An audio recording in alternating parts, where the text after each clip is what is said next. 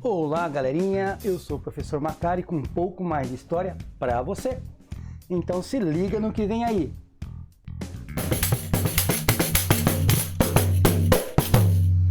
Chegou então aquela aula que você estava esperando para o PAS, a aula da matéria mais legal, a aula daquela matéria, história. Gente, história é tudo de bom. Quando você sabe história, você também sabe hoje o que você tem que fazer daqui para frente. Claro, você já tem experiência do que aprendeu, do que leu, do que conhece, do que aconteceu no passado. E história não é só do passado, história é também do futuro, história do presente, tem tudo na história. História é tudo de bom. E hoje nós começamos ali então a nossa aula, do PAS. A Universidade Estadual de Maringá está promovendo o PAS para você, alunos do ensino médio. Vocês sabem muito bem que dia 21 de fevereiro, não esqueça essa data, se prepare direitinho, bonitinho, redondinho, porque você tem prova, é coisa séria, gente. Mas o que é o PAS? O PAS, na verdade, é uma sigla para Processo de Avaliação Seriada da Universidade Estadual de Maringá para você adquirir uma vaga na Universidade Estadual de Maringá, a quinta, tá? Escutou bem? A quinta melhor universidade estadual do Brasil. Muito bem. Para isso, é uma forma alternativa, então, que é colocada à sua disposição, aluno do ensino médio, para você, então, poder fazer o quê? Todo final, então, você que já está inscrito no PAS desde a primeira série do ensino médio, todo final da série você vai fazer uma avaliação e você vai pontuar nessa avaliação. E a cada ano, que primeiro ano, segundo ano, terceiro ano, esses pontos acumulados te darão condições de você ter uma vaga na Universidade Estadual de Maringá para o curso que você quer, sem você precisar fazer aquele vestibular tradicional. Show de bola isso aí, sabe que parece um cursinho super mega extensivo de 3 anos. E a detalhe, só vai cair a matéria daquela série. Se ligou? Então não perde não, se liga, vamos nessa junto comigo, tá? Olha só, você que é da primeira etapa, primeiro ano aí, meus queridinhos alunos maravilhosos, fofurinhas do primeiro ano, se liga aí comigo, tá? Você vai estudar essas matérias, vou deixar aqui para você. Fica vendo ali, ó, Antiguidade Ocidental Greco-Romana, vai trabalhar com democracia, cidadania, escravidão, naquele período, a cultura da polis, a expansão romana e a política imperial e o importante, a crise do século III depois de Cristo. Também nós vamos estudar um pouquinho o Ocidente na Idade Média. Aí não tem nada aqui que você já não viu. Olha só, queridão, ó, a sociedade feudal, a economia medieval, o Estado e a Igreja, é claro, a cultura e o saber, né, daquele período. História moderna também vai fazer parte desta aula aqui.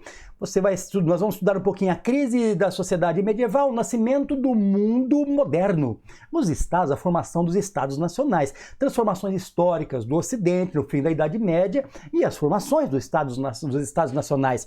E é claro, nós não podemos deixar de fora porque vai cair as grandes navegações. Isso aqui são os conteúdos do PAS. Olha só, e de história do Brasil, o que você tem que dominar bonitinho, redondinho, bacaninha? O período colonial, economia, política, sociedade e, é claro, cultura. História do Paraná vai ter? Não, neste vídeo, não.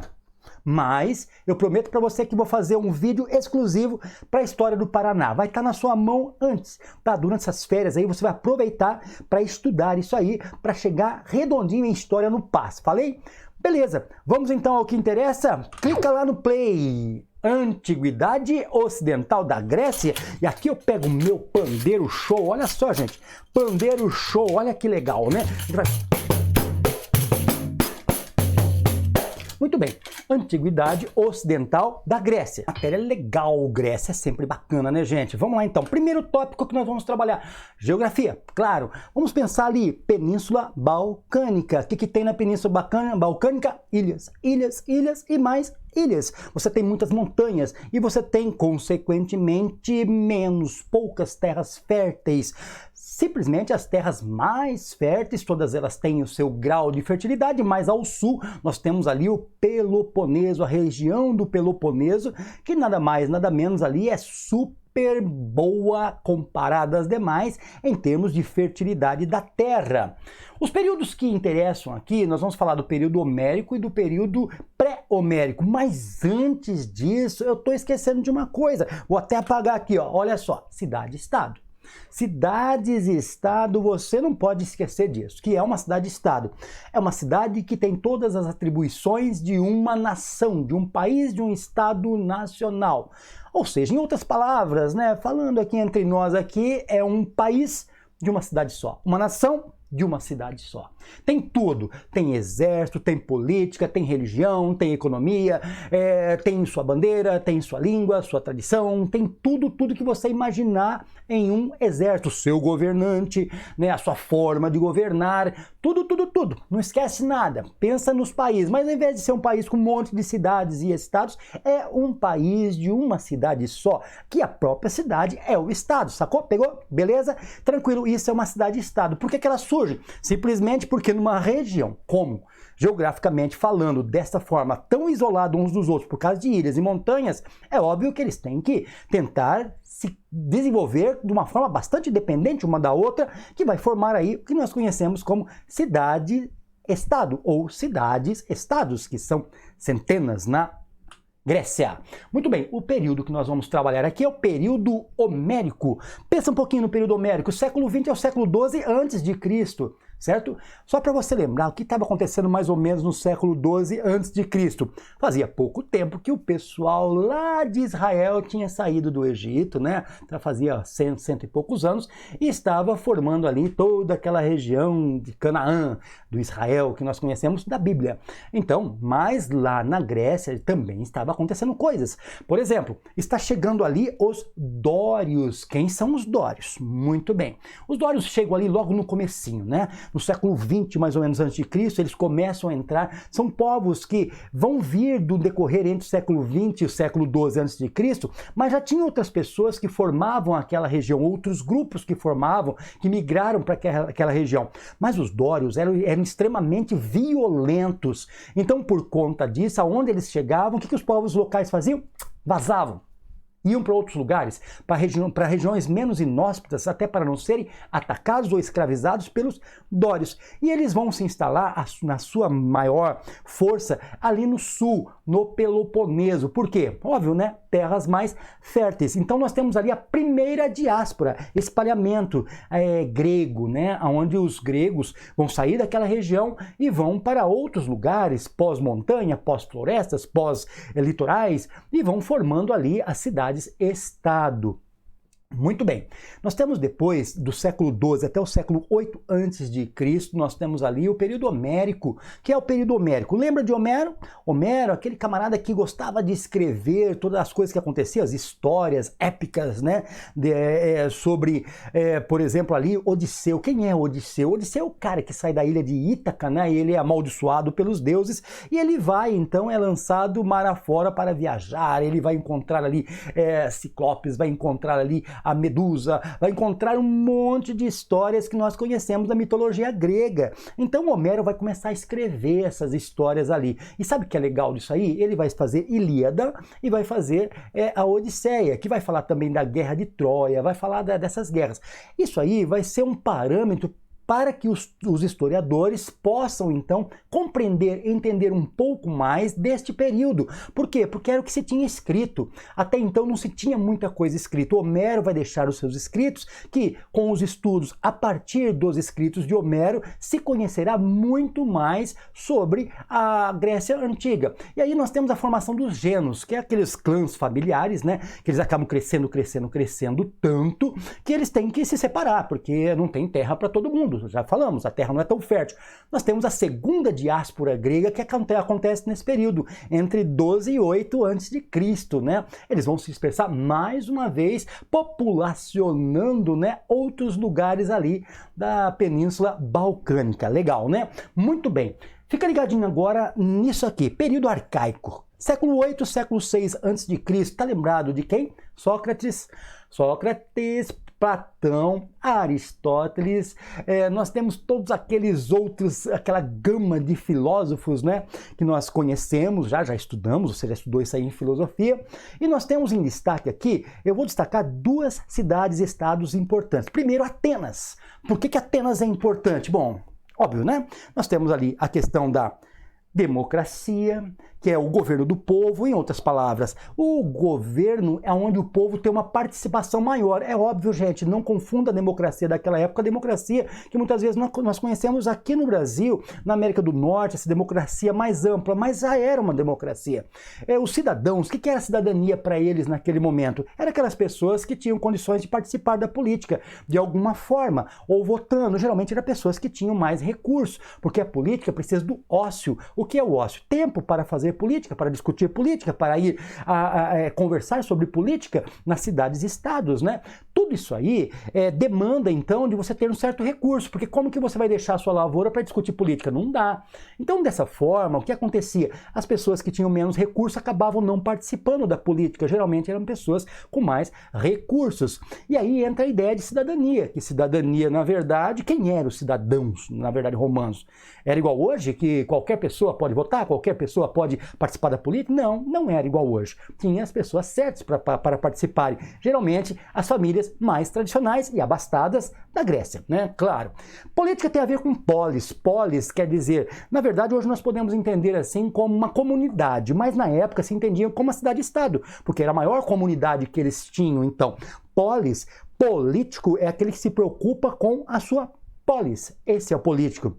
Diferentinho de hoje, mas tudo bem. Vamos deixar para lá, vamos pensar nas origens de tudo isso aí, tá? Então, tudo isso aí vai fazer com que a democracia, a polis, ela se repercuta pelo restante do mundo ocidental. Por isso que o berço da democracia é a Grécia. Atenas era uma referência para a democracia. E a escravidão? Se tem também em Atenas? Sim, mas é diferente, não é a escravidão que nós conhecemos como aquela escravidão colonial. É mais uma escravidão voltada para a questão da guerra e da dívida. Nós vamos falar um pouquinho nisso agora, quando nós lembramos de Esparta.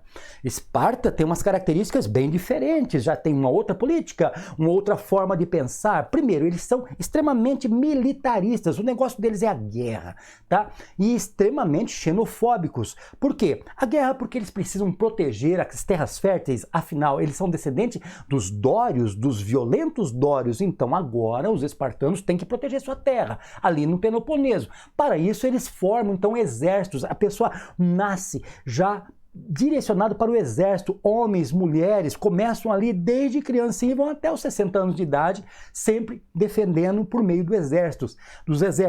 O exército espartano era, na verdade, uma potência literalmente falando. Ninguém se preparou tanto para a guerra quanto eles. Lembra de Leônidas e os 300? Adivinha? Espartano? Claro, né? Muito bem. Você tem ali a xenofobia para que eles não pudessem sofrer influências de outros povos e se desconcentrassem do propósito principal da vida de um espartano, ser um guerreiro. Esse era o propósito de um espartano. E é claro, a região do Peloponeso, também onde fica ali Atenas, né? Ela tem a parte que é dos espartanos extremamente protegidas. Não quer dizer que ele era inimigo dos outros gregos, entenda bem isso. Houveram momentos de harmonia, claro, óbvio, né? Como momentos de atritos, como a guerra do Peloponeso, que era entre Atenas e Esparta. E adivinha quem ganhou? Não é difícil de pensar, né? Lógico, Esparta. Mas vamos para frente.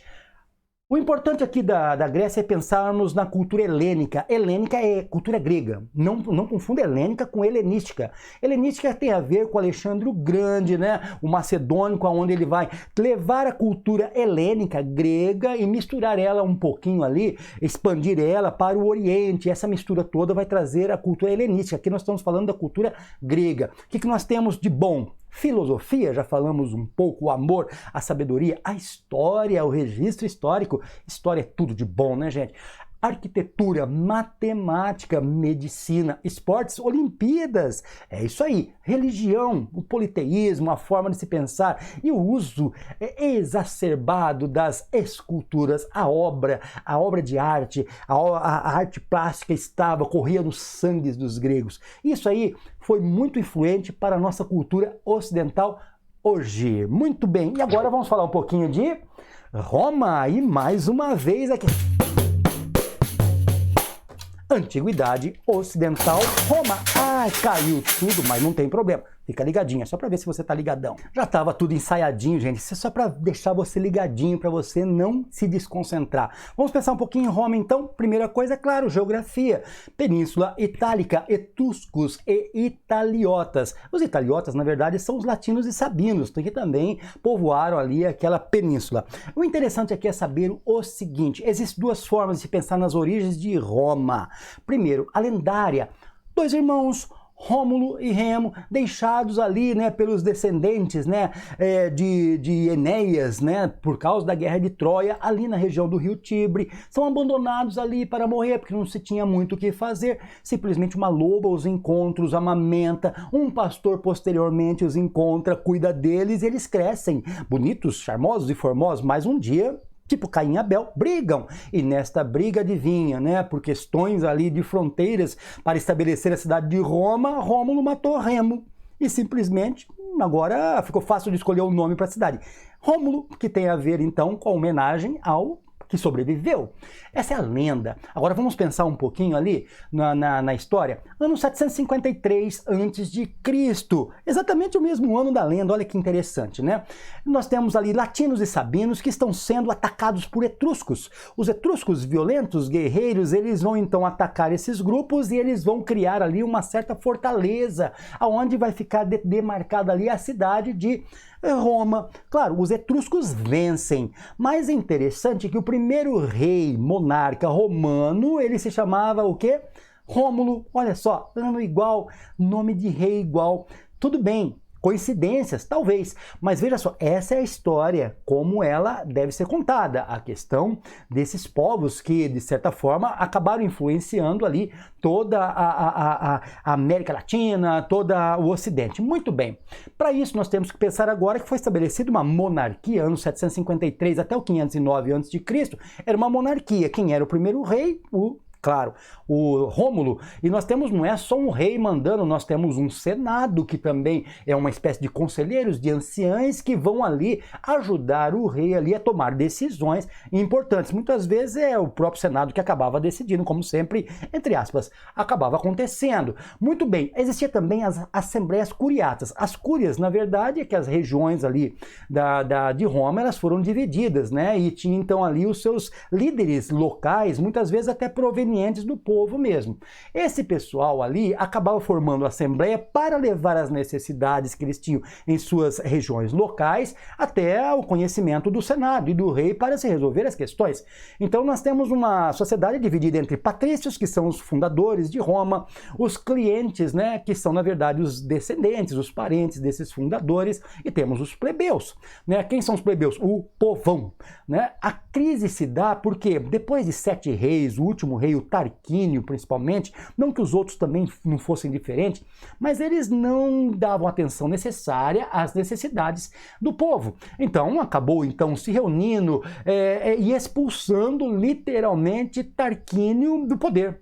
E eles acabam eliminando a ideia de monarquia, que não deu muito certo. Deu certo por um tempo, né? Pelo menos mais de quase 150 anos. Bem, estabelece então uma república, não precisa mais agora de governar a partir de um descendente vitalício de alguém, nada de hereditário, não precisa de sangue nobre. Nós temos ali, do ano 509 até o ano 27, olha que é bastante tempo, são quase 500 anos, os cônsules que estarão governando Roma, o Senado, que vai ter muito poder, porque o número de senadores aumenta bastante, e continua as assembleias curiatas, que são os governos regionais ali, né? Muito bem, mas a plebe não se sente satisfeita com isso. Por quê? Existiam muitas desvantagens, os caras tinham que ir para a guerra, abandonar suas lavouras para ajudar os patrícios, e depois os patrícios estavam de boa, porque eles poderiam até ir para a guerra, mas eles poderiam deixar escravos, deixarem servos ali trabalhando nas suas lavouras. Isso aí prejudicou demais a vida dos plebeus. Também os caras não podiam se casar com ninguém que fosse patrício, já pensou? Não podia misturar plebe com patrício. patrícios.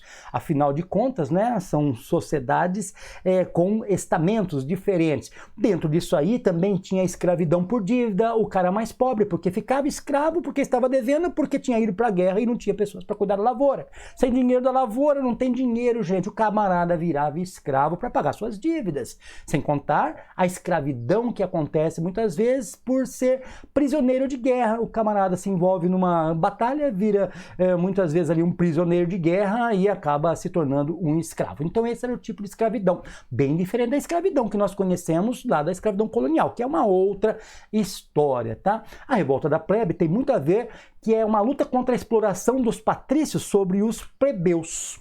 Agora, para continuar a expansão romana, isso se resolve, tá? Vale a pena lembrar. Os plebeus conseguem muitas coisas do que eles queriam, muitas leis que os favoreciam, inclusive se casar com os patrícios, as filhas e os filhos dos patrícios, o que melhora muito a condição social ali de Roma, periodicamente pensando, né? Outro detalhe importante, a expansão romana. Nós vamos lembrar aqui das guerras púnicas. Que são as guerras púnicas? É a guerra de Roma contra Cartago, né? Ao norte da África. Cartago dominava todo o mar Mediterrâneo, também dominava a ilha da Sicília, que é estrategicamente muito bem localizada no mar Mediterrâneo. Por conta disso, para que Roma pudesse se expandir, ela tinha que vencer os povos, as demais populações, os clãs que tinham lá, mas tinham que lutar contra os cartagineses. Os caras lutavam com elefante, velho. Já pensou? Os antigos tanques de guerra eram elefantes todos revestidos de couraça, mas eles conseguiram sim vencer depois de 3 guerras púnicas. É um tempinho legal, né? 264, 146. Faz as contas para você ver. São praticamente 122 anos, 120 anos que os caras lutaram para conseguir dominar Cartago e, por fim, dominar o mar Mediterrâneo. Isso aí foi uma mola propulsora para a expansão romana. Mas a crise da República era inevitável, porque existe muita luta pelo poder, muita traição, muita gente querendo dominar. Então começa-se então a haver guerras civis, romanos contra romanos. É necessário fazer ditaduras. Adivinha quem vai estar encabeçando as ditaduras? Sim, o exército, os militares, porque eles são considerados mais preparados para aquele momento. E muitos generais vão se destacar, como o general Mário, por exemplo. Mas acontece que precisava de estabelecer um tipo de governo, e o governo que foi estabelecido por último, então, foi o triunvirato, que na verdade era a formação de 3 generais para poder simplesmente governar, administrar Roma, porque Roma estava expandindo muito, os generais tinham muito prestígio junto com o povo, porque oferecia conquista, proteção e, é claro, sem dúvida nenhuma, arrecadação de impostos de outros povos acabava aí favorecendo muito ali os romanos. No entanto, os triunviratos tinham lutas de poder entre os generais. Por exemplo, o primeiro triunvirato, Júlio César, ele acaba se destacando, ele acaba sendo querido pelo povo, mas o Senado, com inveja, porque estava perdendo o poder, com a ajuda de Brutus, acaba assassinando Júlio César. Mas forma-se um segundo triunvirato, e nesse triunvirato tem um camaradinha chamado Caio Otávio. Dos 3 generais, é ele que se destaca. O cara é estrategista, era um grande general. E só que ele chega um momento que ele se destaca tanto que ele se autodeclara imperador de Roma. E Caio Otávio não quer mais ser chamado de Caio Otávio, ele quer ser chamado de Otávio Augusto, ou o famoso Otávio o Divino.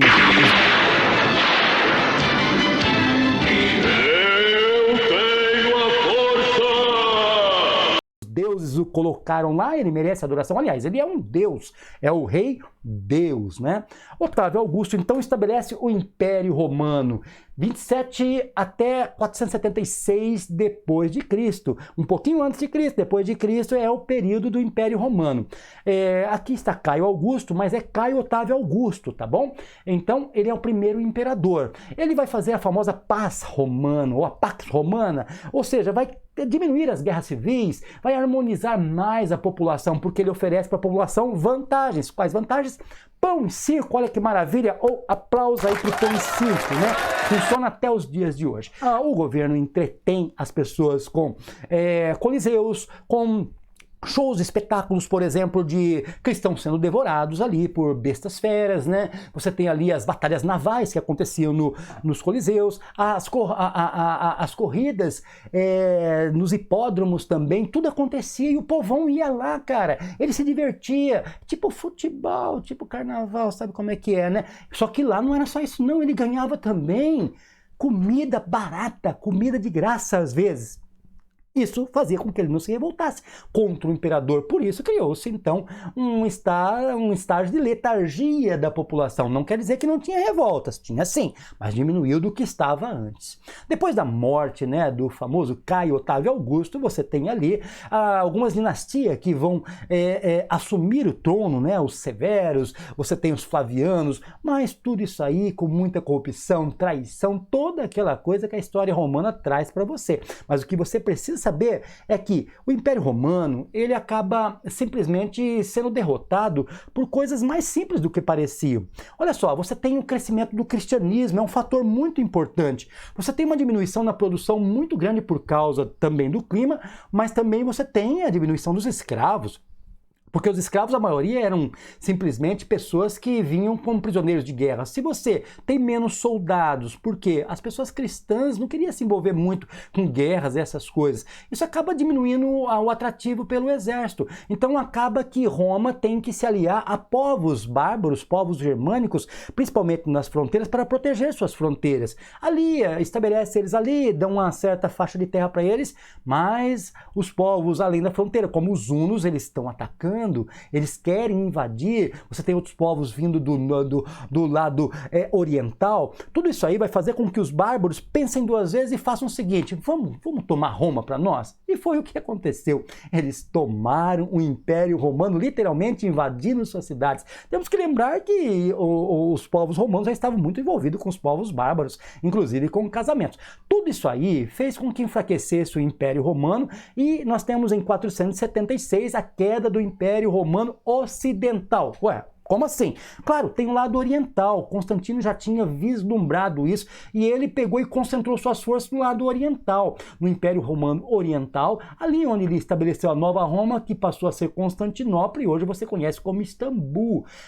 Sobreviveu por mais 1000 anos o Império Romano Oriental, mas o Ocidental acabou e deu origem ao que você conhece hoje como Europa, porque aqueles povos bárbaros subdividiram aqueles territórios, criaram os estados nacionais e hoje nós somos aí oriundos dos portugueses, nós temos ali a América Latina, grande parte oriunda dos espanhóis, de holandeses, de franceses, América do Norte dos ingleses e é por aí afora. Europa, então, é a grande consequência da queda do Império Romano. E nós temos ali, com o final do Império Romano, o início do quê? Da Idade Média, que é, na verdade, o nosso próximo assunto. Agora não vai cair, não. Muito bem, vamos para frente então? Tocamos o barco para frente com o Ocidente na Idade Média, o feudalismo. A primeira coisa que nós vamos estudar no feudalismo é o período Idade Média, 476 d.C., quando cai o Império Romano Ocidental, e lá quando Constantinopla é invadida pelos turcos otomanos no ano 453 d.C., derrubando a parte oriental do Império Romano, nós temos o fim da Idade Média. Então, este período de 476 a 453 é chamado de Idade Média. Do fim do Império Romano Ocidental, Oriental e a estrela aqui, a cidade de Constantinopla, porque o Império Romano ainda existe neste período, só vai ser derrubado o Império Romano Oriental ao final dele.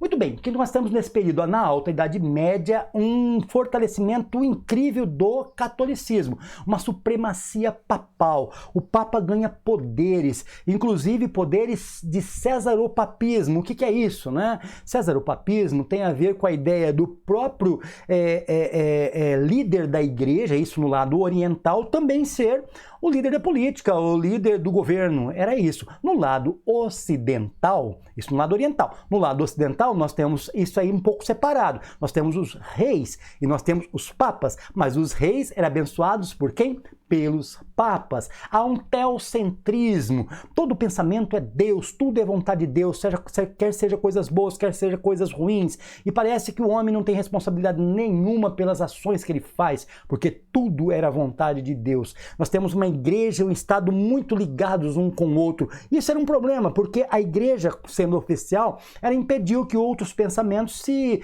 popularizassem, se diversificassem, tendo apenas um tipo de pensamento, o católico. E se não fosse católico? Nós já vamos ver o que acontece se não fosse católico. O catolicismo cresceu muito porque até o século VIII ela recebeu muitas doações de terras por vários e vários motivos, né? Desde a questão ali que ela coloca com a questão das ofertas, das relíquias, das questões das negociações de cargos no clero, tudo isso aí vai enriquecer muito a igreja. E a igreja era dividida em dois estágios, ou em dois grupos distintos. O clero secular, que era aquele formado pelo padre, pelo bispo, por aquele paroquiano que estava com você desde a hora que você nasce, no seu batismo, no seu casamento, na sua crisma, no seu velório. Em todo lugar está ali a presença, né, constante da igreja por meio dos padres, dos bispos. Mas tem o clero regular. O clero regular já era composto mais por enclausurados, como por exemplo monges, né, os conventos, os mosteiros. Aqueles lá são aquelas pessoas que acabavam formando aqueles grupos que muitas vezes estavam descontentes com o catolicismo, não queriam deixar de ser católicos, então acabavam sendo católicos, mas de forma mais enclausurada, não tinham contato muito direto com o povo. Então esses eram os dois formatos que tinha ali. A Inquisição era uma espécie de um tribunal eclesiástico que a igreja tinha para julgar as heresias, para julgar o herege, aquele camarada que não concordava com as ideias católicas e às vezes expunha suas ideias diferentes do catolicismo. Então esse camarada muitas vezes era torturado, eles acreditavam, né? Existiam grupos que acreditavam que a tortura, que a morte pela fogueira, tudo isso assim pudesse simplesmente destruir o corpo, mas salvar a alma.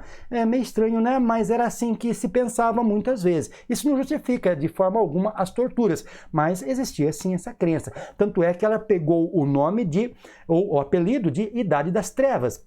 Um pouco injusta, porque trevas dá a impressão que não acontecia nada, tudo era ruim. Não, tinha coisas boas, né? Coisas de conquistas que nós vamos falar logo mais. Vamos falar um pouquinho agora do século IX ao XI, que é o feudalismo. Para começar, feudalismo vem da ideia de feudo. Feudo é todo aquele elemento que pode produzir algum tipo de riqueza. Neste momento, o feudo mais importante era a terra. Quanto mais terra você tinha, mais poder. Se você fosse um senhor feudal com mais terra do que um rei, você era mais poderoso do que o próprio rei. O rei só tinha algum poder dentro do seu próprio feudo se ele tivesse terras.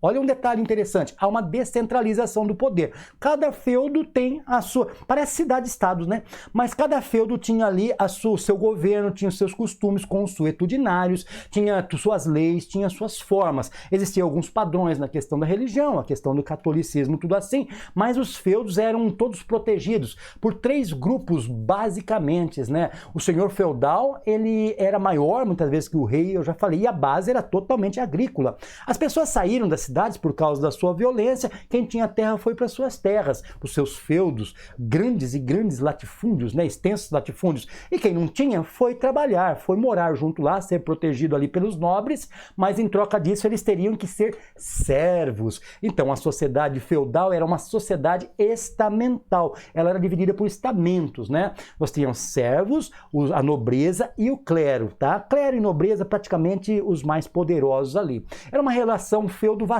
ou seja, o senhor feudal poderia doar terras para outro nobre, parte da sua terra. E esse outro nobre poderia também pegar parte da terra que ele recebeu e doar um pouco mais para um outro nobre. Sempre uma relação entre nobres. Uma relação feudo-vassálica, ou seja, de sucerania e vassalário. O sucerano é quem doa a terra e o vassalo é quem recebe a terra. Só que esse que recebe também é nobre, ele pode doar parte daquela terra para outro e ele acaba se tornando, ao mesmo tempo que ele é vassalo, ele pode ser um sucerano também do outro que ele doou, a terra.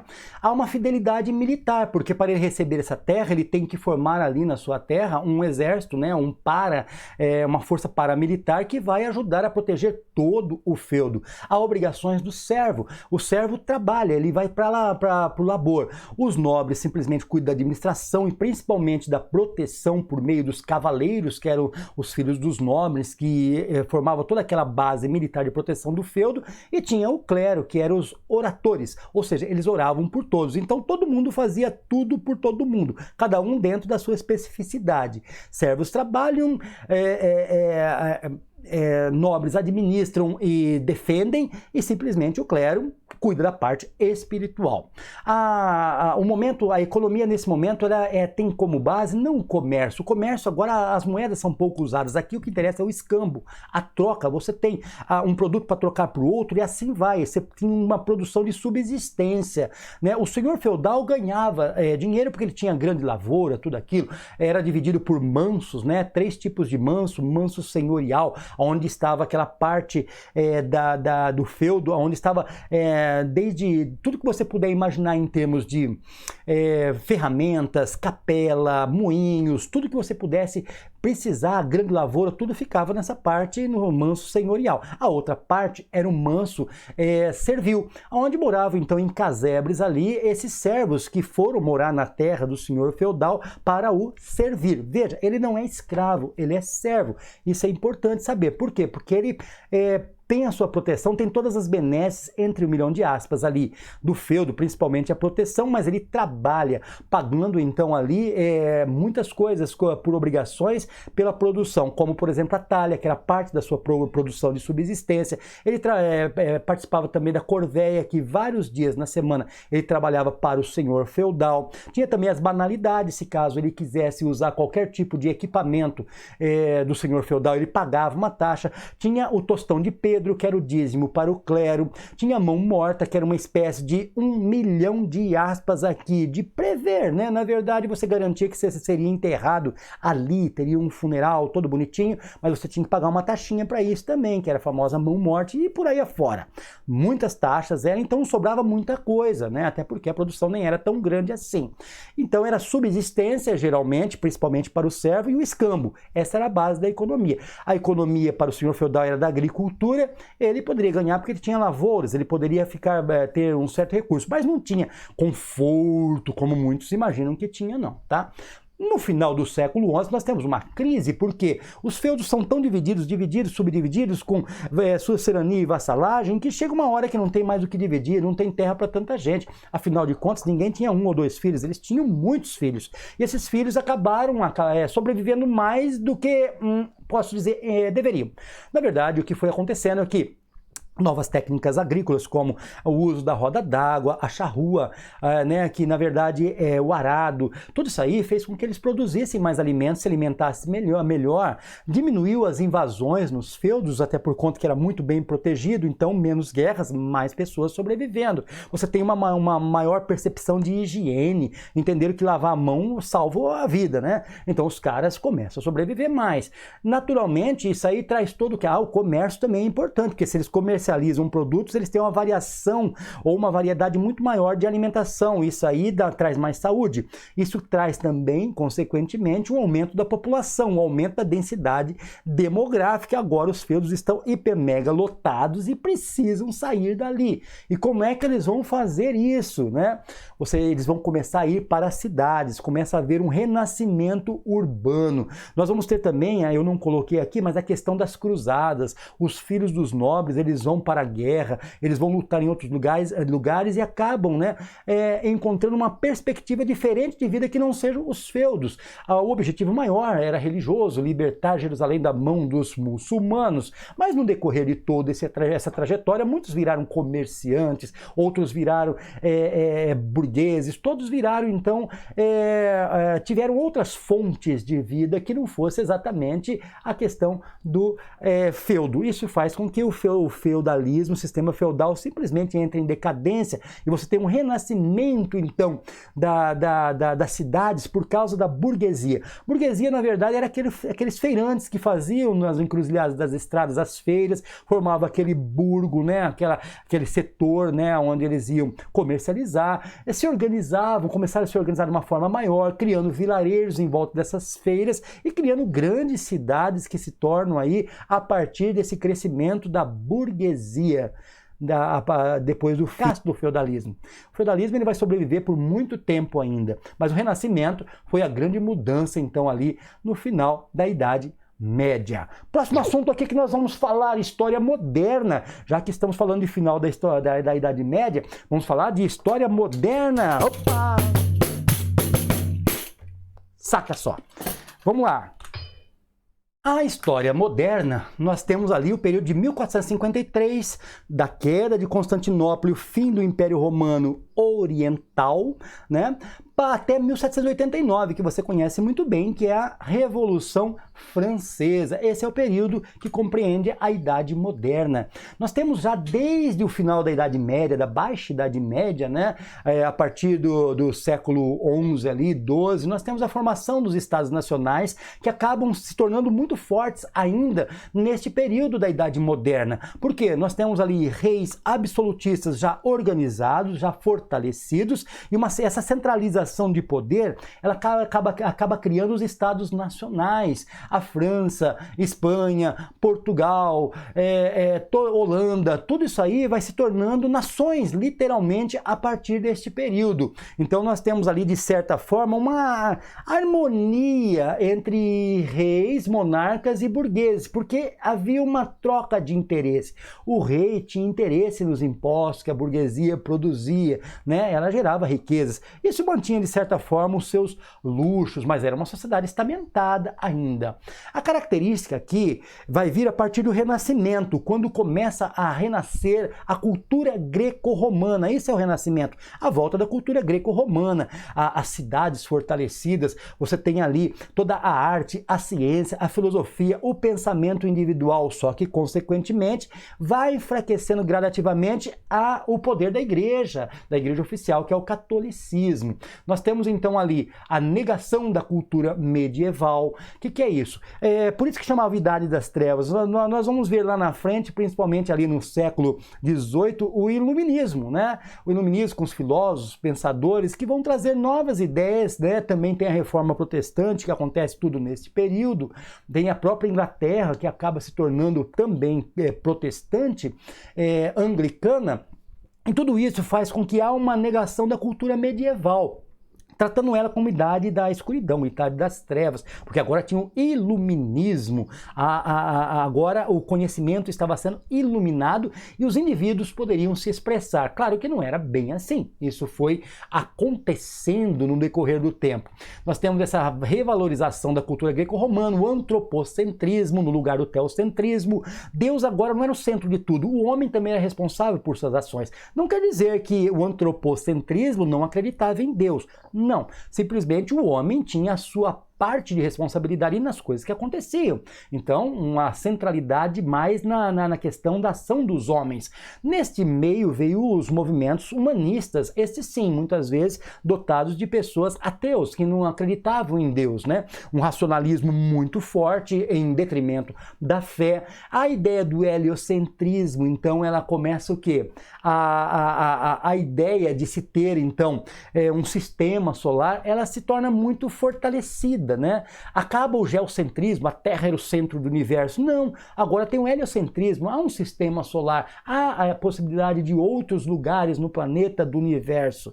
E temos, claro, o mecenato. O mecenato, na verdade, as pessoas mais abastadas acabavam financiando filósofos que divulgavam as suas filosofias e pensamentos, as obras de arte, que, na verdade, essas obras de arte acabava expressando também o pensamento individual das pessoas. Então, o mecenato artesanato era muito interessante porque financiava então o crescimento dos pensamentos artísticos, o crescimento dos pensamentos filosóficos e por aí afora. Isso beneficiou muito o comércio. E é claro, o catolicismo acaba de certa forma sendo atingido porque os pensamentos protestantes acabam crescendo e há um pensamento mais individualista com relação à religião e formam-se outros grupos religiosos que não sejam apenas os católicos. Nesse período nós temos também as grandes navegações a partir do século XV. A Europa do século XV ela está então naquela transição feudo-capitalista, saindo do sistema feudal para entrar ali no sistema mais capitalista. Nós temos o pioneirismo nas navegações dos portugueses, afinal os caras estavam ali num ponto estratégico, geograficamente falando, né? E você tem a tomada de Ceuta pelos portugueses ali, bem no Estreito de Gibraltar, onde controlava o acesso do Oceano Atlântico para o Mar Mediterrâneo. Isso foi muito importante para os investimentos nas grandes navegações para a conquista de novas rotas marítimas e comerciais. Afinal de contas, aqui nós lembramos do que? Lá da ideia de especiarias. Todas as especiarias que vinham da Índia, do Oriente Extremo, do Oriente Médio, tudo lá passava pela Itália. A Itália ali era quem controlava literalmente o pedágio no Mar Mediterrâneo, fazendo com que os custos desses produtos trazidos lá, né, fossem muito altos. Então, Portugal resolve fazer uma nova rota para chegar às Índias, no caso ali, né, para o Oriente. Os espanhóis também não deixam por menos. A diferença é que os espanhóis, eles vão pela rota ocidental. Eles vão tentar circular o planeta. Por quê? Porque já havia quem acreditava que a Terra era incrivelmente redonda, né? Então ele daria a volta no planeta, chegaria nas Índias, saindo do mesmo ponto, poderia chegar no mesmo ponto se a Terra fosse realmente redonda. Aí nós temos Colombo chegando em 1492 na América, achando que estava nas Índias e considera os moradores daqui como índios. Achou mesmo que estava no Extremo Oriente, mas ainda não estava. Nós temos ali Américo de Vespúcio, que vai depois fazer circundar, né, todas aquelas terras e vai ver que se trata de um novo continente, totalmente nada a ver com o Oriente Extremo. Nesse caminho também nós temos Cabral, que chega ao Brasil, afinal estava se procurando a rota, os portugueses, pelo Oriente, fazendo navegações pelas costas da África. E nessas navegações eles acabavam abrindo cada vez mais ali, né, as novas rotas marítimas até que encontraram, afinal, se Colombo encontrou mais ao norte ali terras, por que não mais ao sul, não é verdade? O fato é que no final Vasco da Gama consegue chegar às Índias, dominar o Oceano Índico e chegar às Índias. Isso aí vai fazer com que a Itália deixe de ser então aquela que monopolizava todos os negócios entre o Ocidente e o Oriente. Tudo isso aí traz uma revolução comercial. Agora nós temos as Américas que acabam virando o quê? Colônias. Colônias de franceses, colônias de ingleses, colônias dos portugueses, dos espanhóis, colônia dos holandeses, entre aspas, né? Porque tiveram algumas invasões aqui. Mas o fato é que o comércio se expande bastante. Nós temos Tratado de Tordesilhas nesse momento, onde 370 léguas a partir da ilha de Cabo Verde para o Ocidente seriam então pertencentes ali à Espanha. Em Portugal ficaria com a outra parte, né? E dá certinho que o Tratado de Tordesilhas passa aqui pelo Brasil e nós pegamos uma pequena fatia do Brasil até aquele momento. Essas fronteiras serão mudadas no ano 1750 com o Tratado de Madrid, que teremos uma fronteira muito próxima da que nós temos hoje. Beleza, pessoal? É isso aí. E vamos agora para o período colonial no Brasil. Como acontece no Brasil? Cabral chegou ao Brasil, certo? Se ele chegou ao Brasil agora precisa do quê?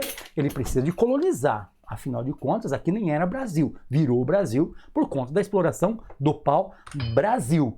Vamos lá então para o período colonial no Brasil. Nesse cenário aqui, vamos entender um pouquinho o que é colonização. Colonização é você pegar uma região que é recém-descoberta e, além de explorá-la, né, das riquezas que ela pode ofertar ali para suas metrópoles, que se tornam colônias aí aqui no caso, que vão levar riquezas para a metrópole, também se tem uma ideia de povoar essa colônia. 1530, então, o Brasil foi descoberto em 1500, mas até o ano mais ou menos de 1530 se explorava muito o pau-brasil. Agora, de 1530 a 1815, aí nós temos o quê? Uma sociedade mais patriarcal, nós temos ali um catolicismo oficial atuando e, é claro, as capitanias hereditárias. O próprio nome já está dizendo, né? Capitanias quer dizer que existiam capitães donatários, que não eram os donos da terra, mas donatários da terra.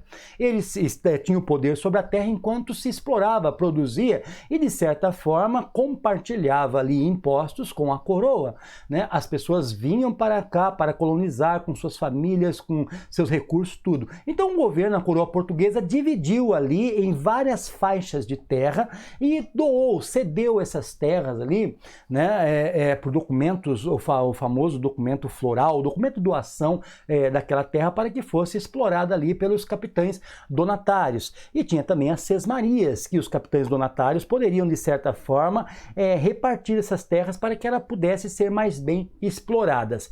Mas, infelizmente, somente a capitania de Pernambuco e São Vicente, ou seja, no Nordeste e no Sudeste, que tiveram sucesso. As demais capitanias não tiveram tanto sucesso assim, por falta de recursos, comunicação difícil, mão de obra escrava que muitas vezes diziam que ia vir e acabava não vindo, né? Nesse período nós temos aí o período da escravidão, que falaremos logo mais. A economia aqui então é a partir do pau-brasil, né, que é o primeiro elemento, produto exploratório do Brasil. Nós temos a cana-de-açúcar, né, que produziu açúcar para o mundo. Tudo isso aí depois, lá no século XVIII, nós temos a sociedade do ouro, que vai substituir, entre aspas, ou complementar a riqueza da cana-de-açúcar. E, é claro, tudo isso com base em latifúndios e monocultura. Consequentemente, você tem ali uma mão de obra que não é assalariada, ela é uma mão de obra escravizada.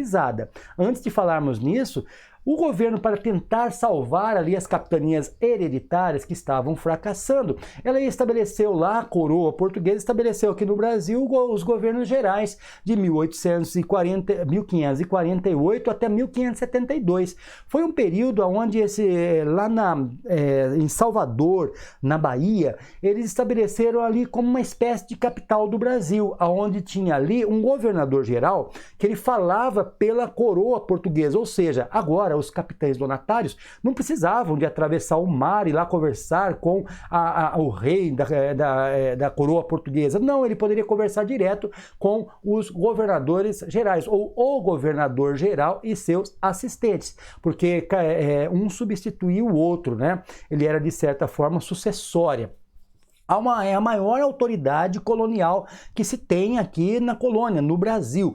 Uma centralização administrativa muito forte. Ela administrava tudo, desde que de você pensar na justiça, na legislação, em tudo isso é ela que cuidava disso. Há uma manutenção desse período das capitanias gerais, ela não acaba. As capitanias gerais, elas só vão acabar, na verdade mesmo, ou as capitanias hereditárias, as capitanias hereditárias só vão acabar mesmo ali nas reformas pombalinas no século XVIII. Até então, as faixas de terras aqui existiam. Estava se tentando melhorar a produção, a exploração dessas faixas de terra. A reforma pombalina, ela acaba com as capitanias hereditárias, começa a estabelecer ali, é claro, outras formas de territórios de províncias, mas pensando que nesse momento ainda não se tinha ainda a independência do Brasil. Então, nada mais era aqui do que uma colônia, né? Você tem ali os jesuítas chegando no Brasil também. Esses jesuítas, eles vêm pelos governos gerais ali no século XVI, catequizar índios, catequizar negros que eram trazidos da África como escravos, né? Outro detalhe, os setores municipais, já estava acontecendo as divisões territoriais no Brasil, que no futuro se tornarão províncias, e lá na República estados, né? Você vai ter ali setores municipais que nós conhecemos como câmeras Câmara dos Vereadores, aonde quem presidia eram os famosos homens bons. Quem eram os homens bons? Os homens bons eram as pessoas mais abastadas, mais ricas, bons porque eles tinham recurso, tinham dinheiro, tinham prestígio na sociedade. Então elas que determinavam, tinha poder de polícia, poder jurídico, poder legislativo, poder executivo, tudo estava nas mãos então das câmaras municipais que administravam ali as necessidades locais que chegavam, né, claro, por meio ali de canais nos governos gerais neste período. Outro detalhe importante, aqui nós temos os três governadores gerais do Brasil, Tomé de Souza, muito importante, Tomé de Souza, você tem ali Duarte da Costa e você tem o Mendes Sá. Vale muito, nossa aula é muito curtinha, não dá para entrar nos detalhes, mas vale muito a pena saber com que eles lidaram, quais foram as suas feitorias, que era desde combate aos indígenas, combate às invasões francesas que muitas vezes aconteciam, eles trabalhavam a questão de fundação de cidades, fundação de tudo que você puder imaginar. Foram grandes governadores para aquele período, para aquele momento. Era um tríplice governo geral brasileiro que aconteceu até o ano 1572. E para finalizar aqui, nós temos 350 anos de escravidão no Brasil. Primeiro se tenta escravizar o indígena, mas o indígena ele conhece as matas, ele tem uma certa comunicação muito mais forte com outros grupos indígenas por causa dos troncos linguísticos, era muito difícil de segurá-los como escravos. Então traz-se lá da África pessoas a princípio compradas como escravos e depois passa-se a ter o tráfico negreiro, onde pessoas são sequestradas, famílias sequestradas e trazidas em navios negreiros para cá. Por quê? Aqui era mais difícil, eles não conheciam a linguagem, eles vinham para trabalhar apenas de forma compulsória, obrigatória. Eram vendidos como mercadorias, como trabalho, como não se tinha ideia de entendê-los como seres humanos. Mesmo a religião, tá? A religião tinha um pensamento um pouco diferente do que nós conhecemos hoje a respeito deles. 350 anos produzindo riquezas para o Brasil, enquanto os filhos dos brasileiros, os filhos daqueles que estavam aqui no Brasil, descendentes de português, das elites que povoavam o Brasil, estavam estudando nas melhores universidades, né? Acontece a libertação dos escravos? Acontece, mas não há políticas públicas e nem afirmativas para eles. Eles têm que se virar. Da noite para o dia, fecha-se a fazenda, coloca-os para fora. Como escravos, eles ainda tinham onde dormir, onde comer, e agora não tem nada, não foi pensado. Foi pensado, mas não foi posto em prática políticas públicas para incorporar essas pessoas descendentes de escravos para o Brasil. Por isso acontece essa injustiça social, acontece a questão do racismo de forma injusta, algo que é intolerável o racismo, né? Porque é uma injustiça, porque a população africana, como escravos, produziu muito para o Brasil, mas foi ofertado muito poucas oportunidades para eles até os dias de hoje. Essa é uma temática que você deve estudar muito bem para as provas do PAS. É isso aí, pessoal, e estamos chegando então ao fim da nossa aula. É isso aí, pessoal. Vamos ficar por aqui na nossa aula de hoje, mas olha, se liga nas próximas aulas que estão vindo de história, tá? Aquele beijão no coração. Tchau, tchau. Valeu!